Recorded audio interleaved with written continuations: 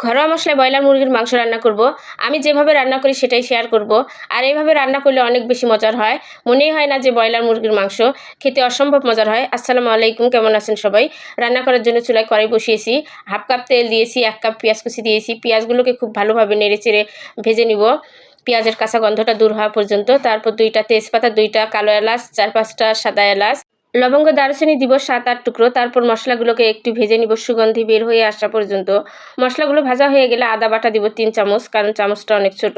রসুন বাটা দিব 2 চামচ, কারণ রসুন বাটা একটু টাইট হয়েছিল, ঘন হয়েছিল, এই জন্য পরিমাণে বেশি ওঠে।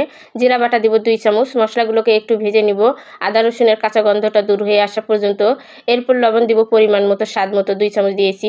হলুদ গুঁড়ো 1 চামচ, ধনিয়া গুঁড়ো 1 চামচ, মরিচ গুঁড়ো দিব 2 চামচ একটু ঝাল হওয়ার জন্য। এরপর মশলাগুলোকে একটু মিশিয়ে নিয়ে কষানোর জন্য পানি দিব হাফ কাপ পরিমাণ। তো পানি দিয়ে কষিয়ে নিব বেশ কিছুক্ষণ, উপরে তেল ভেসে ওঠা পর্যন্ত।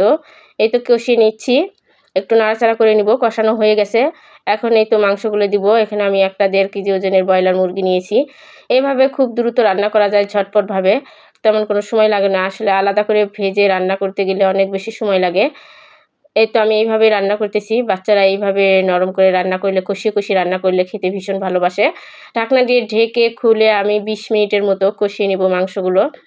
এভাবে কষিয়ে কষিয়ে খুব ধীরে ধীরে রান্না করলে এই ব্রয়লার মুরগির মাংস খেতে অসম্ভব মজার হয়, মনেই হয় না যে এটা ব্রয়লার মুরগি। এই তো আমি কষিয়ে নিচ্ছি, অনেক সুন্দরভাবে নাড়াচাড়া করে নিচ্ছি। তো মাংস কষানোর শেষের দিকে 2 চামচ গরম মশলার গুঁড়ো দিয়ে দিব। এতে করে মাংসর অনেক বেশি স্বাদ হয়, টেস্ট হয়, ঘ্রাণ হয়। মশলার গুঁড়ো দিয়ে আবারও একটু নাড়াচাড়া করে ঢাকা দিয়ে রাখবো, কষিয়ে নিব। এই তো ঢাকনা খুলেছি, কষানো হয়ে গেছে। এখন ঝোলের জন্য পানি দিব, পরিমাণ মতো পানি দিয়ে দিব। আমি যতটুকু ঝোল রাখবো ততটুকুই দিলাম। তো কমও দেওয়া যায়, বেশিও দেওয়া যায়, আমি একটু ঝোল রাখবো। এই তো ঢাকা দিয়ে দিলাম বলক আসা পর্যন্ত। বলক এসে গেছে, ঢাকনা খুলে দিলাম, একটু নাড়াচাড়া করে নিব। 7-8টা আস্ত কাঁচামরিচ দিলাম, 2 চামচ লেবুর রস দিলাম। আর এই লেবুর রসটা দিলে কিন্তু অসম্ভব মজার হয়। ব্রয়লার মুরগির যে একটা আলাদা গন্ধ থাকে, সেই গন্ধটাও থাকবে না।